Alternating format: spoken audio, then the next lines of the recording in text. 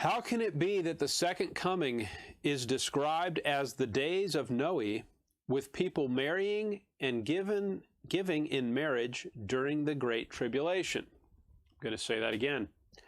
How can it be that the second coming is described as the days of Noe, with people marrying and giving in marriage during the Great Tribulation? So here's what I think the person is asking. How can the second coming be described like the flood, with people marrying and giving in marriage, when what they're going through is they're going through the Great Tribulation? So why would marrying and giving in marriage happen at that time? Look with me at Luke 17. Luke 17. Luke 17 and verse 26. And as it was in the days of Noe, so shall it be also in the days of the Son of Man. Well, that's pretty clear. As far as Scripture is concerned, the days of Noah are a perfect metaphor, a perfect picture of what the days are like before the second coming. Verse 27, they did eat, they drank, they married wives, they were given in marriage until the day that Noah entered into the ark, and the flood came and destroyed them all. So just think what's happening in the days of Noah. So the flood is coming, and what does the vast majority of mankind do? They just carry on with business as usual. And by the way, that is frankly how most of life works.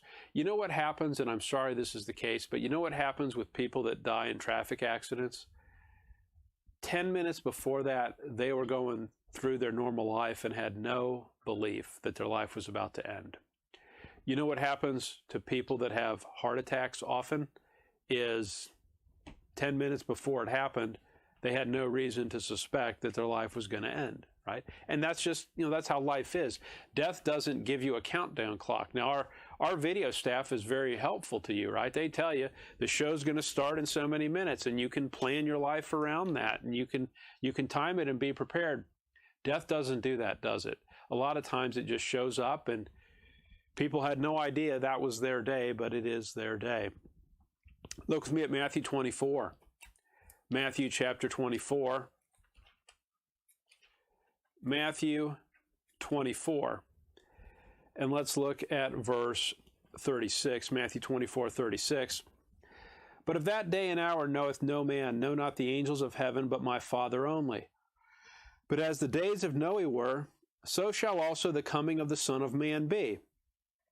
For as in the days that were before the flood, they were eating and drinking, marrying and giving in marriage, until the day that Noe entered into the ark. And they knew not until the flood came and took them all away, so shall also the coming of the Son of Man be.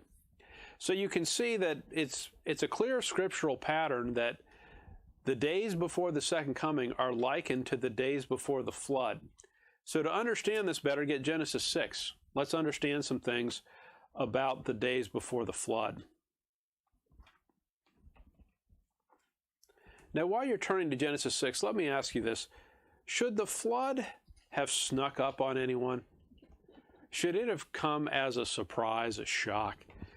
Genesis 6, verse 3, and the Lord said, My spirit shall not always strive with man, for that he also is flesh, yet his days shall be 120 years. What God does is he gives 120 years of advance warning. He says, he didn't say, I'm going to flood the earth tomorrow. He waits 120 years. Get with me, 2 Peter chapter 2. 2 Peter chapter 2. Now here's a fascinating thing. If you want to study the first book of the Bible, Genesis, you sometimes have to turn to the end of the Bible to find the cross references. So 2 Peter has some interesting information about Noah. 2 Peter chapter 2, verse 5.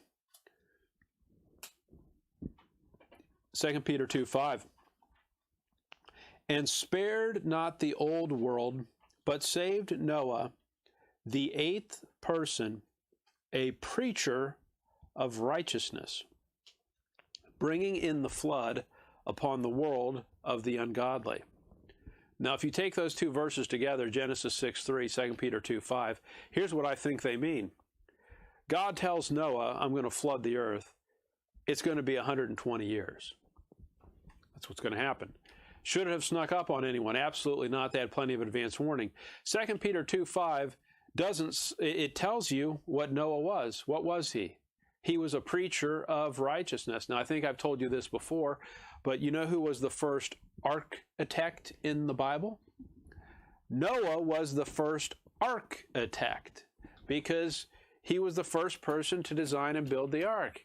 Studio audience can barely contain themselves. They're like, Dad, we're so proud. That was awesome. This is the kind of content that we come to the program for. So they're thrilled. You can rejoice with those who rejoice. Now, in all seriousness, what 2 Peter 2 tells you is this. What Noah does after God tells him 120 years and I'm going to flood the earth, Noah is a preacher of righteousness. He declares that to mankind, is what he does. He doesn't let them sit there ignorant. He tells them the flood's coming. Now, if you think your ministry is frustrating, do you have people you witness to and they don't listen? Do you teach things and people, do they vilify you? Do they reproach you? Do they speak ill of you? Do all those things go on? I mean, those things happen in life, right? Imagine Noah's ministry. He's told the flood is coming. It's happening in 120 years. He's a preacher of righteousness. He preaches that for 120 years. And the only people he can persuade are his wife and his 3 sons. Isn't that incredible? That had to have been a frustrating ministry, because what's happening is you can see the freight train coming down the track. God told us he's flooding the earth in 120 years. I tell these people again and again and again, and they're just like, And in fact, you know what they do? They carry on with life as normal. They're eating, they're drinking, they're marrying, they're giving in marriage. They're just acting like there's never going to be a day of reckoning, that the prophecies aren't going to come true. You know what's going to happen before the second coming? People are going to be that exact same way. Man's heart is often to scoff at God. What happens is the judgment hasn't happened yet, so it'll never happen. And they do what's called whistling past the graveyard. In other words, it'll never happen, and they try to reassure themselves that everything's okay. There won't be any judgment. Well, God is a very gracious God. He is a long-suffering God. But make no mistake, there is an end to God's patience. The dispensation of grace will end.